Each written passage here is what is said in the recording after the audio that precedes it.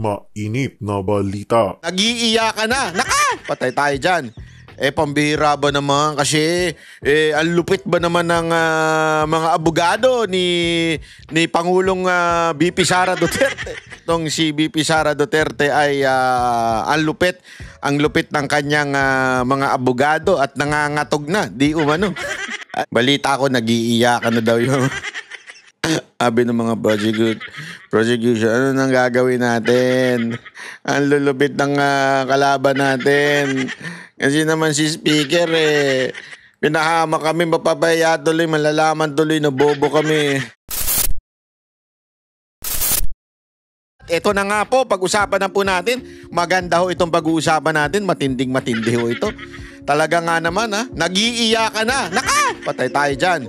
Pambihira ba naman kasi ang lupit ba naman ng mga abogado ni Pangulong BP Sara Duterte. Pangulo na itawag natin dyan. Sure naman na yan Hindi, alam mo, itong si BP Sara Duterte ay ang lupit ng kanyang mga abogado at nangangatog na. Di umano. Allegedly. Hindi. Yan po, sa tingin ko ang nangyayari ngayon. Kasi mga kababayan, yung mga abogado na ito yung mga malulupit na abogado ni BP Sara Duterte. At yung iba nga nagrereklamo, bakit ba ang dami? May limit ba? Wala naman kahit 100 pa yan, basta kaya nung tao. Hindi, alam mo, ganun yun Katulad nung isang kaso ko. Anak ng tutyang kalabaw yan, Isang kaso ko, 6 ang abogado pag umatin. At saka matinding yun, Tapos yung abogado ko lang, isa lang. Small but terrible. Ganun talaga buhay, di ba? As long as matalino ka naman, di ba? I mean, kung ikaw talagang nasa katotohanan at tama naman ang iyong ipinaglalaban, kahit isa lang yan, panalo ka dyan, di ba? Kasi nga, nasa tama ka kaya nga ako, lakas ng loob ko, isa lang Dahil, hindi lang dahil sa hindi ko kaya magbayad. Alam mo naman, simpleng mamamayan lang tayo. Pero, gayong mama, kasi alam kong nasa tama ako Alam ko namang walang laban yung kalaban. Talagang, nangi-istorbo lang. Di ba? Pero dito, kung kayo sa tingin ninyo, kayong mga kongresista, itong mga prosecution, ano yan? Prostitusyon. Sandali! Kasi parang pareho lang ang ugali Kaya tuloy ang tawag ko prostitusyon Pero hindi. Prosecution. Itong mga prosecution, itong kampo ng kamara, ay kung talagang kayo nasa tama at talagang naniniwala kayo, hindi nyo kailangan mga tog. Kasi namin nagre-question mga dilawan, mga pinklawan tsaka mga MPA ngayon. Grabe gagalit sila. Talaga nate-trending. Kita mo na, guilty yan. Kaya 16 ng kaya ganyang kadami ang abogado niyan. Tanga. Hindi porket madami, guilty na kagad. Unang-una, sa pananaw at paningin ninyo, hindi pa nagsisimula ang impeachment, guilty na. Kaya hindi kayo dapat pinibigyan pansin at pinakikinggan. Dahil kayo naman talaga galit na galit dyan dahil kayong mga NPA, mga pinklawan, nawawala ng pinagkakakitaan pag nandyan ang mga Duterte. Yun naman talaga ang katotohanan dyan di ba? Galit na galit si BP Sara sa mga NPA. Kaya tuloy ayaw. Itong mga pinklawan naman na ito, alam naman po natin mga hipokrito to mga animal na to. At talaga nga naman sila po ay, paano lang yan na ika nga nasa wave. Hindi, ito bibigyan ko kayo ng pagkakataon ito. Isipin nyo na lang ito mga hinayupak na mga pinklawan, mga dilawan na to. Galit na galit to kay Marcos Hindi nila malunok si Marcos noon. Di ba? Binagsagan nga nilang pagka tinatawag nila si Ferdinand Marcos Sr. The late dictator Marcos. Yan ang kanilang pinakalat sa mga media. Yung mga dilawang pinklawan na media, yung mga prostitute, di ba? Ganyan ang tawag nila, the late dictator Marcos. Tapos ngayon, hindi mo akalain, bumaligtad ang lahat ng bagay. Pinupuri na si Marcos. Sa kayo nakakita ng ganyan. Yung mga media, di ba? Kulang na lang, halikan nyo puwet ni Marcos Sobrang meron pa nga isang media dyan Nakita pa talagang nung sinabing, a very nice airport, pumapulakpak ng ganyan, parang tanga. Talagang ganun siya, Pero dati, mga ano yan, late dictator Marcos. Ganyan ang nila. Galit na galit sila kay Marcos, pero ngayon lahat sila sip-sip kay Marcos. Gago! Hindi, alam mo kasi ngayon, ito mga kababayan, sabi nga, in the last days, alam naman po natin yan, di ba? Yung lalo na yung mga nanampalataya dyan.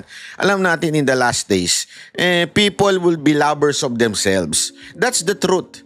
And yan po ay nagre-reflect sa politika.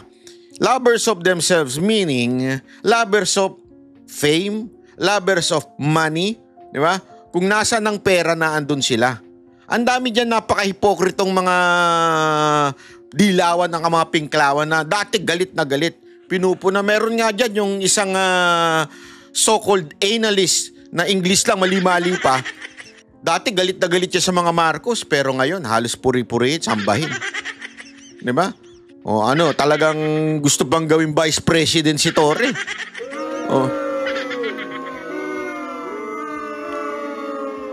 Alam nyo kung bakit? Kasi nga nasisira negosyo nila sa mga Duterte. Yan ang totoo. Kaya yung mga, alam mo naman, itong mga pinklawan, itong mga dilawan, ito yung mga oligarke. Oligarke po yung mga yan. Sila po talaga ay nakikinabang. Dahil alam naman po natin na nung panahon ni Duterte, nabawasan sila ng negosyo, nawalan yung iba. Kaya galit na galit sila. Pero yung palabas silang para sila sa bayan, that's bullshit. Bullshit po yan. Hindi totoo yan. Huwag kayo naniniwala sa mga hindot na yan. Yan po ay talagang kanilang paandar lang. Kasi kung talagang meron silang paninindigan, di ba? Di sana mayat maya ang pinupunan nila ang kamera. Sana mayat maya. Kasi alam naman po natin mga kababayan na antindi ng katiwalian doon sa nakaraang budget. Pero halos hindi silang umiimik dyan.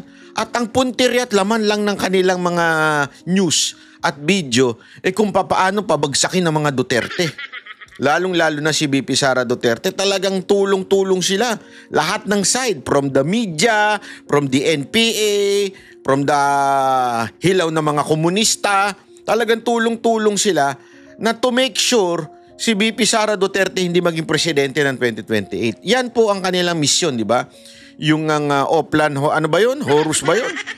Hocus Pocus. Di ba? Yan yun Para talaga si VP Sara Duterte hindi makaupo ng 2028. Dahil alam naman po natin pag nakaupo yan, tigil lahat ang mga negosyo nyong mga animal kayo. Yan ang mangyayari dyan. Kaya, tulong-tulong sila. Panoorin natin itong balita na to, malupit po ito. Kaya nga ako, sa tingin ko, nag-iiyakan na ho itong mga, alam mo na, itong mga prostitusyon. Lagi ko namamali Sa bagay, pareho lang naman ng kanilang ginagawa. Yung mga prostitute, babayaran mo, tapos palaligayahin ka. Di ba? Sabihin niya, they will follow you kung ano man yung iutos mo, di ba? Kasi nga, ganun bayaran ika nga. Ito naman, prosecution, parang ganun din naman yan Sunod-sunuran lang naman din yan, ika nga sa sabi ni Tiangco at ng ilang mga congressman, nung pumirma yung mga animal na yan, may kapalit na 150 million. Alleged 150 million na proyekto. Para sila ay manalo. Anong tawag doon? That's also a form of prostitution. Kapalit nga lang, proyekto.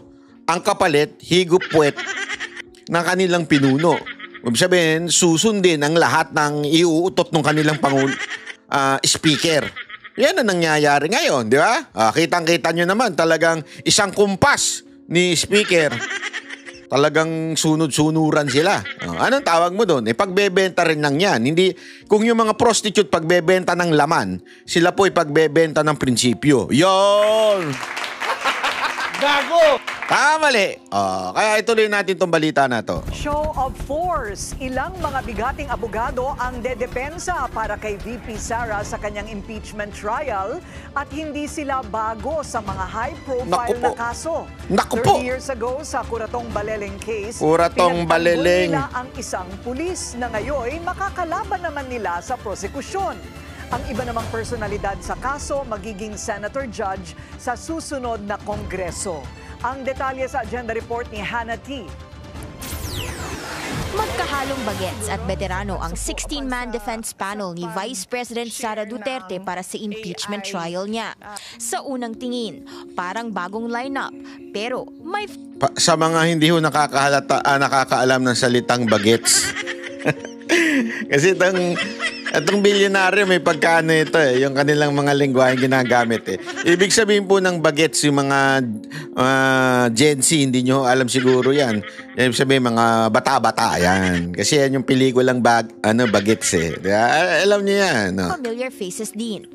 Nandyan si Philip Siegfried Fortun, veteranong litigator na kilala sa malalaking kaso. Kasama rin ang kanyang longtime partner na si Gregorio Narvasa II, anak ni dating Chief Justice Andres Narvasa na naging lead defense counsel noong impeachment ni Erap Estrada. Yari kayo. Hindi lang sila, kabilang din ang ilang bigatin sa litigation, gaya ni Sheila Sison na matagal nang lumalaban sa Sandigang Bayan at criminal cases. Naku po, patay kayo dyan. Pero bukod sa mga veterano, lumilinya na rin ang new generation sa legal arena. Ito na. Marami sa kanila bago sa bar, galing sa top universities, at may mga natatanging background sa debate, litigation at human rights work. Kasama rito sina Maria Celina Golda Fortun, Carlo Joaquin Narvasa, Miguel Fernandez na dati ring band member ng Lola. Band member ha? Galing ha? Para pala si Jimmy Bondok to Palakpakan natin. Amor at Justin Gulaw na multiple-time debate champion. Siyempre, nandyan din ang malalapit kay VP Sara, kagaya ni Michael Poa na dating Chief of Staff niya sa DepEd, at si Reynold Monsayak. Ito, magaling to. Pagka ganyang mga upaw, magaling yan. Alam mo yung mga katulad nating mga... Hindi panlalait yun, proud tayo. Pag mga ganyan katulad nating upaw, magagaling yan. Hindi kasi alam mo mga kababayan, ang mga upaw, katulad natin, ayan upaw, katulad nating mga upaw, kaya nababawasan ng buhok niya kasi yung utak gumagana palagi. Pag gumagana yung utak, syempre i-stress yung mga nerves sa buhok mo. Kaya tuloy natatanggal. Ayan, delicate yung mga mahabang buhok. Pag mahaba ang buhok, matanda ka na, mahaba pa rin buhok mo, hindi nababawasan. Ibig sabihin, hindi nagagamit yung utak doon. Ganon. Biro lang mga kababayan. Baka naman sabihin ng iba dyan, nasa pagiging upawang talino. Hindi. Biro ko lang kayo. Tuloy. At class valedictorian ng law school nila ni VP sa San Beda. Grabe, class valedictorian pala yan. Nagsumite ng entry of appearance na ad cotelem kahapon sa Senate Secretary. May agam-agam dito si Senate Minority Leader. May agam-agam pa itong... Ito, Alis na dyan. Talagang, sinusulit niya yung sinusulit niya yung media ng Senado no? I mean, paalis ka na Tapos na yung nyo tapos na kayo Naka-break na, tapos babalik na sa 30, bago na. Ikaw, sinusulit mo ba't na magbakasyon ka na rin? Hindi mo gayahin si Bato. Hindi, alam mo, kasi nakapalo tayo doon kay Bato. Tuwan-tuwa ako kay Bato yung hindi kasi alam mo si Bato, simple lang pero rock di ba? Kaya nga Bato, simple lang pero rock. Di ba? Kasi nga si Bato, di ba? Simple lang pero pagka talino at logic, naku, di ba? Kaya nga ang tawag sa kanya, Batorni. Malupit to si Bato. Pag bumili pa ng ng isda, Pag nakikita ko video ni Bato, napapakain ako ng inihaw na isda. Lang hilig kasi mag-ihaw niyang isda niyan Uy, congratulations Senator Bato Tayo na lang nakakalam nun. Pero congratulations Dahil sa iyo, nai-inspire din ako. Sana umabot ng August. Sa mga hindi ho nakakaalam ng sinasabi ko. Ay, kasi hindi ho kayo nakapollow sa Facebook ko. Kaya kung gusto ninyong malaman pa ang buhay-buhay ni Banat Bay, follow kayo sa Facebook ko tsaka sa TikTok. Di ba? Kasi meron akong, sabi nga, kung yan ay hindi pa na ibebenta, akin ka sa birthday ko. Tingnan natin, malay natin. Di ba? If God's will, it's God's will. If not, tayo magawa. Coco Pimentel. Na-inspire ako doon kay Bato. So, ibig sabihin, meron pa silang gustong sabihin na nag-a-appear kami, pero may mga kondisyon ito, ha? Tingin niya, gagamitin ng defense ang nangyari noong June. Ba't ito bida-bida pa, no? Hindi ko maintindihan bumibida-bida pa itong tao na ito. Hindi naman na siya kasali. Hindi ka nakasali! Ba't ka ba bumibida-bida? Olat ka na nga eh. Hindi, kasi una exit na sa Senado. Tapos kumandidato sa Marikina, olat. So wala ka ng posisyon. Uwi ka na sa probinsya niyo! Ay, kisali ka pa, nakikisaw-saw ka pa eh. Gusto mo pa maging relevant eh. Talo ka na, alam mo, pagkang bitter. Hindi kasi bitter ito kasi nawala sa kanya yung partido niya. Ang saklap doon, Brad, nawala siya yung partido mo. Yung partido mo, partido. Di ba? Okay lang. Talo na nga yung kandidato niyo pagkapangulo no, nawala pa siya yung partido. Tapos, talo ka pa doon sa election. Pati yung kinasama mo, talo rin sa election. Naknang weteng, oh. Hindi, alam mo, kaya siguro ang dami rin nagagalit sa mga Duterte. Dahil lahat ng kumalaban sa Duterte, yung mga talagang olat. Di ba? Lahat ng kumalaban sa Duterte. Sa impeachment court, napagkasunduan doon ang mosyong ibalik sa Kamara ang articles of impeachment. Straightforward lang yung order. Mag-a-add cautela appearance pa ba ang mga abogado? Dapat lang yan. Straightforward. Bakit? Magtatanong ka, bakit with caution pa ang appearance? Wala nang sasagot sa'yo kahit magtanong kang paulit-ulit. Hindi ka nakasali. Ay, sus! Wala na. Eto namang media, interview pa ng interview. Wala naman ng timbang yung sasabihin yan. Sa korte namin, ano palang ibig nyo sabihin? Paliwanag ni Senate Impeachment Court spokesperson Attorney Reggie Tonggol, inaasahan na nilang maghahain ng argumento ang defense team para i-dismiss ang kaso. Sinubukan ng Bilyonaryo News Channel kumuha ng pahayag mula sa mga abogado ni VP Sara, pero hindi raw muna sila haharap sa media para hindi ma-preempt ang kanilang depensa. Sa ngayon, wala pa ring opisyal na tugon ng kampo ni VP Sara sa hinaing summon sa kanya ng korte. First time itong nasa higit 10 ang counsel ng isang akusado pagdating sa impeachment. Nasa siyam lang kasi ang kay dating Chief Justice. Grabe, no? Talagang pinagdidiinan ng mga media. First time lang to. Bakit ba? Ano ba pakialam nyo?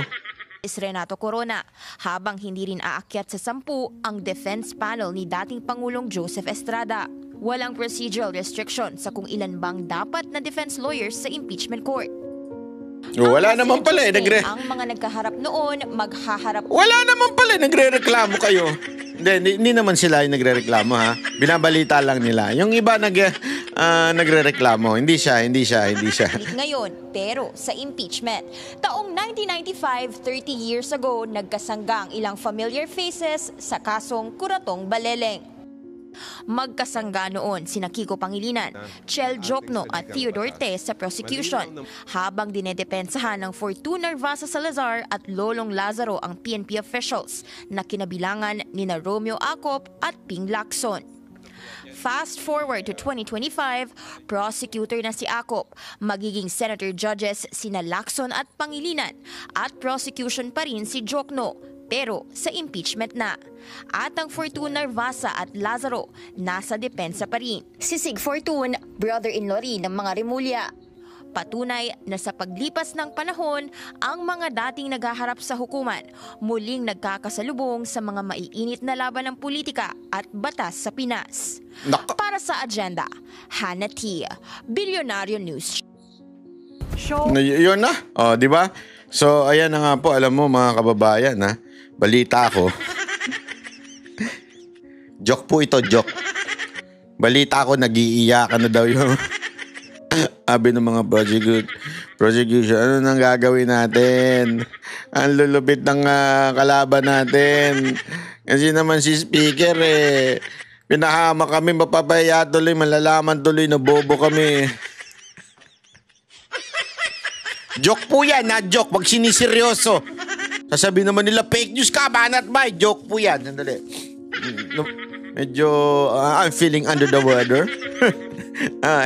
Anyway. O yun na nga po. So, grabe yung tindi ho ng ano.